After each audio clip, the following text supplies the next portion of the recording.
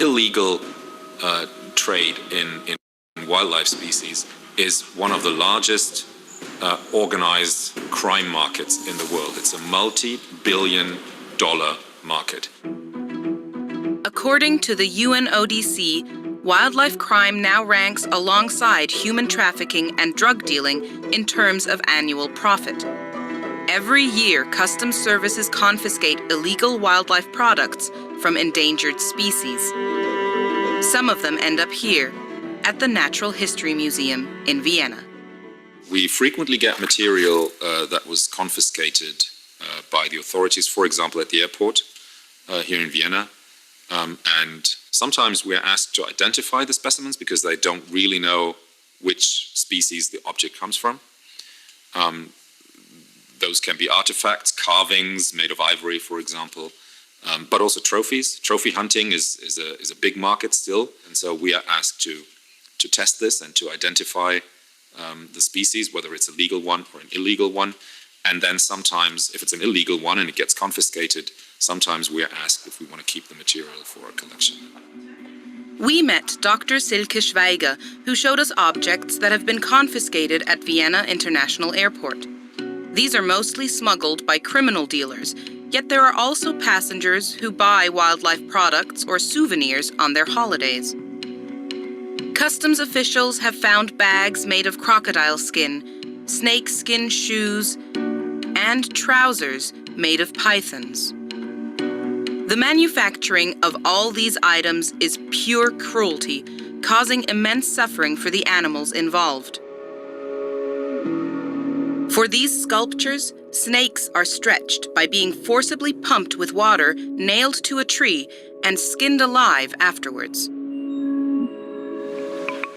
It's not about a single souvenir or a pair of shoes. Illegal wildlife trade is a global issue. Actually, it's on the same level as the drug market or as human trafficking in terms of money that is generated at a global level.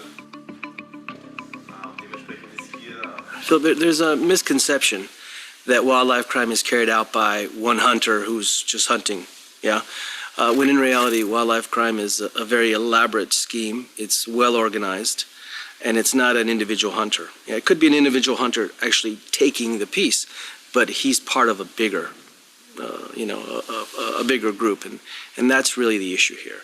This is large-scale commercial trafficking. And the product is illegal. Well, it's hard to tell if it's legal or illegal if you are just a layman. If you're in the business, you understand. But for example, if you go to a market and you see a nice bottle with that's known as cobra wine in Asia, exotic piece, but clearly, a cobra encased in a bottle with water known as cobra wine is, should raise suspicion that something is not right here. Even though it would be a nice article to bring home, it's probably the best not to buy it.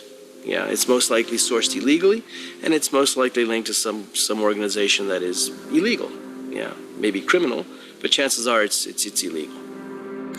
There are many different types of wildlife in global seizures, with rosewood and elephants constituting the biggest parts. To better understand the markets, the most significant species in the seizure record were sorted by 7 large industrial sectors that make use of wildlife products.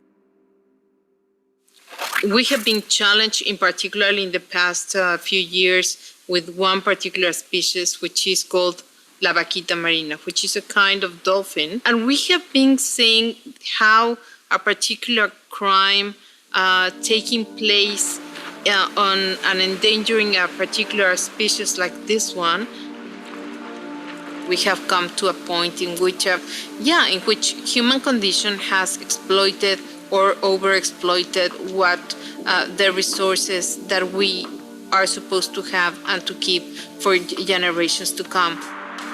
We have already done enough harm, to the world in which we live in. I think it's important that we try to find ways to recalibrate our connection with nature and see why it's important. The general public, also citizens, are getting a more important role in helping to collect data. This is what we call citizen science. In Austria, for example, there's a kind of system which has been set up, which is also encouraging citizens to collect information, provide data on human and wildlife traffic interactions. So the citizen collection of objects made of protected species, it's an opportunity for citizens to take action against wildlife crime, or by giving an object that they received or that they bought that is made of a protected species, or by sharing information, sharing this video, for example, to raise more awareness on why we should protect the species. If you bought in the past an object that is made of protected species that maybe was not protected at that time, or that you received it as a gift, you can offer it to the Natural History Museum for awareness-raising purpose in the future. Your object will be used there to sensitize the next generation on biodiversity, the need for biodiversity, and why species should be protected. So what's the bottom line advice on how we can help to stop the illegal wildlife trade? There is a very easy one. Don't buy it. Don't collect it. Don't take it home. As the old saying goes, is, once the buying stop, so does the killing.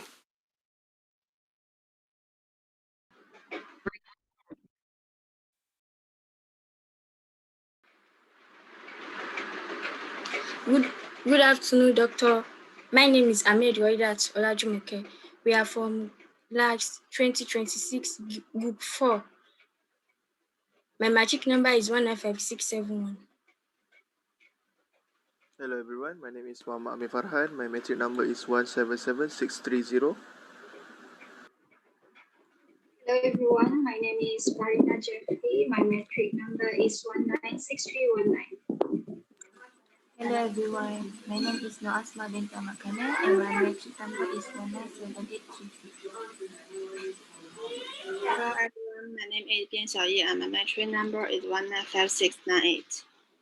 Hello everyone, my name is Huang Chuan Yao. My metric number is 195479. Hello everyone, my name is Ronald Harritz. My metric number is 199746. Okay everyone, my name is Ahmad Faisal bin Muhammad. My metric number 199768. Hello everyone, my name is Muhammad Amirul Hafiz bin Sulaiman. My metric number 199939. Thank you.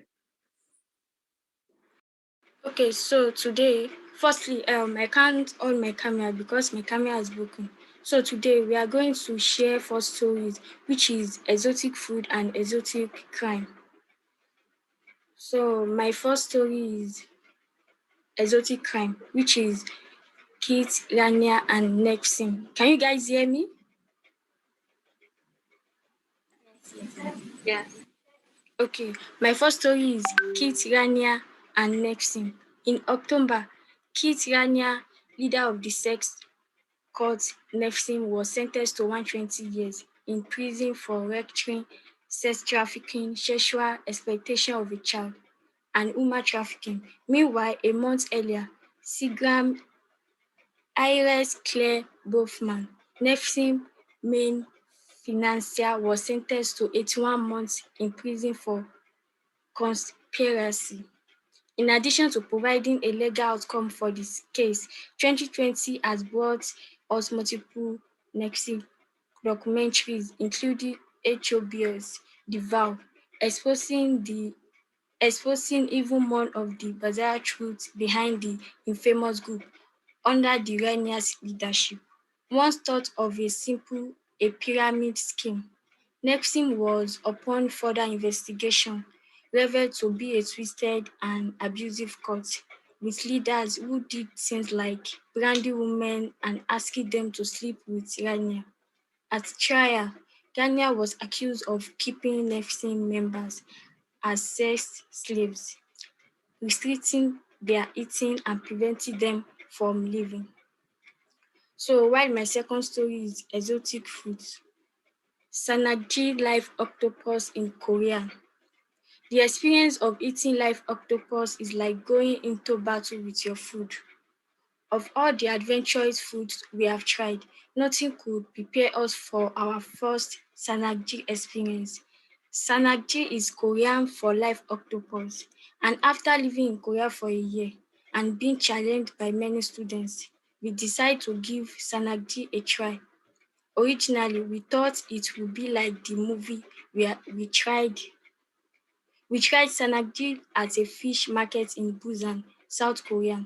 We browsed the endless tanks of live fish and sea creatures before finally choosing one with sweet old auntie, eager to show us our selection of live moving cephalopods.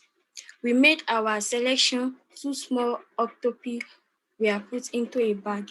We paid the kind lady and she quickly escorted us to the elevator. At the third floor, she exited with us into a beautiful seafood restaurant. Less than 10 minutes later, we were each served a plate of live octopus, wiggling tentacles drizzling with sesame oil. Sanakji live octopus isn't quite alive in the way you might think.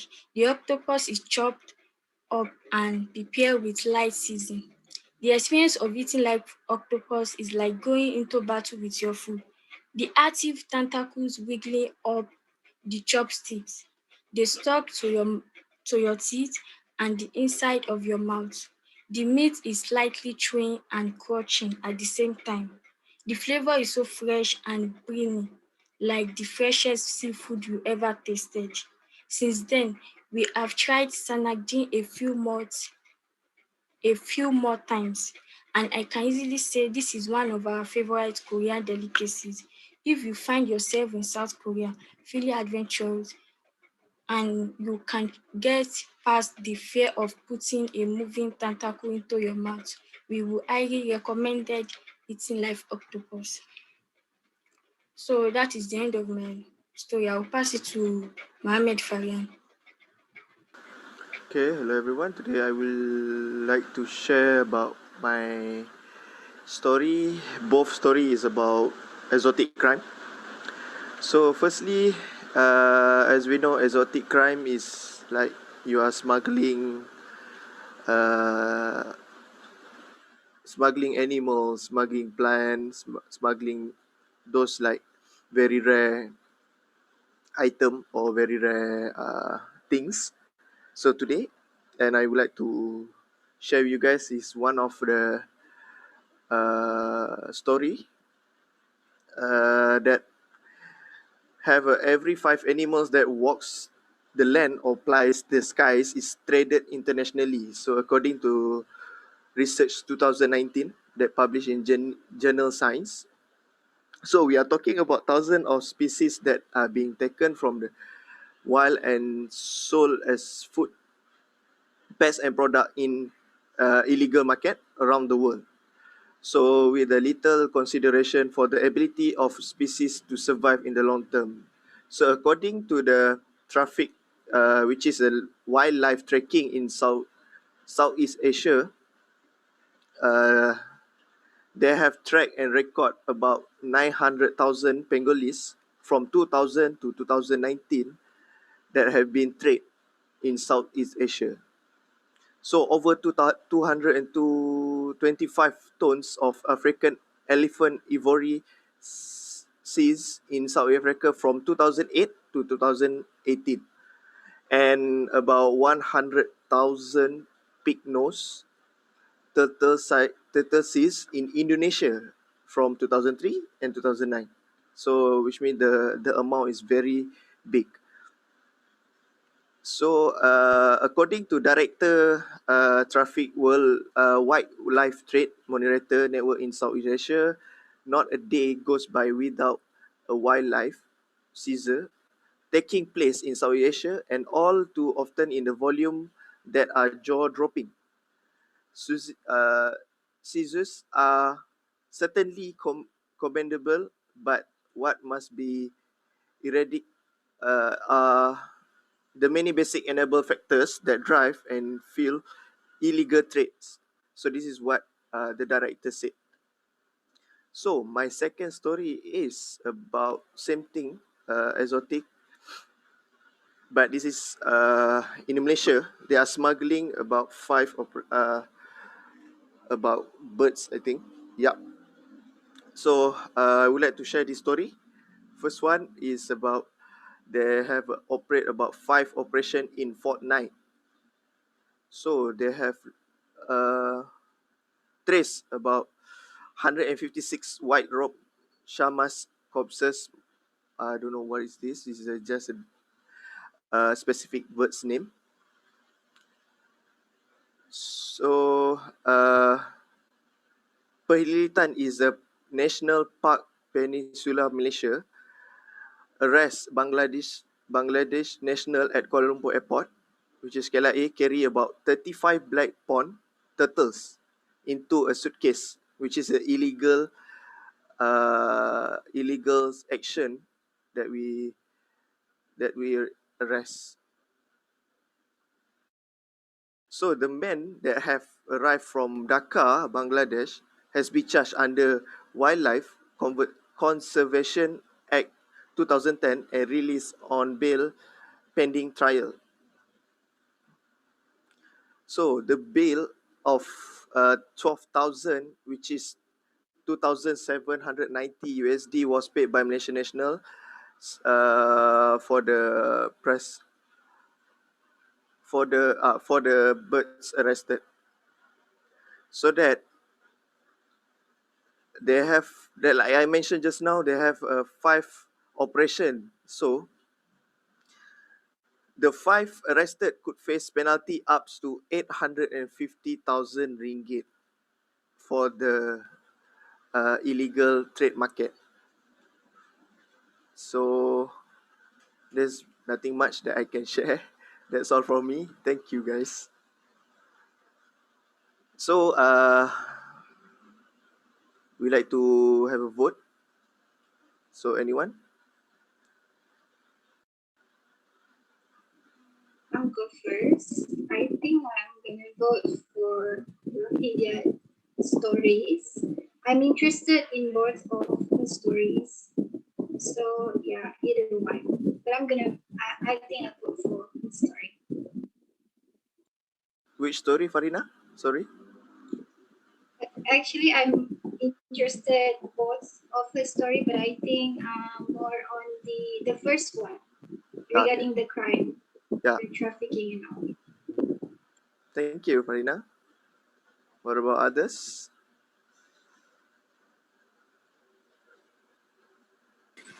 For me, I'm interested with Muhammad Farhan's story, the second story.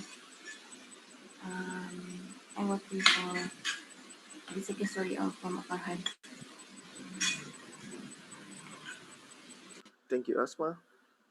Okay, for me, Faisal. okay. I vote to first story Farhan is the crime.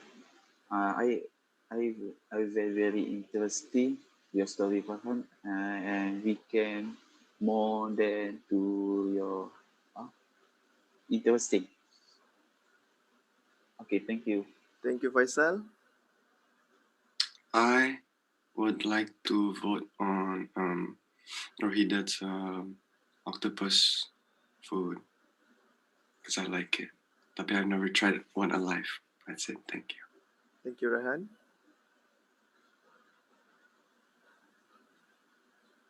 Wang, Amirul, anyone? I like vote to Farhan's first story.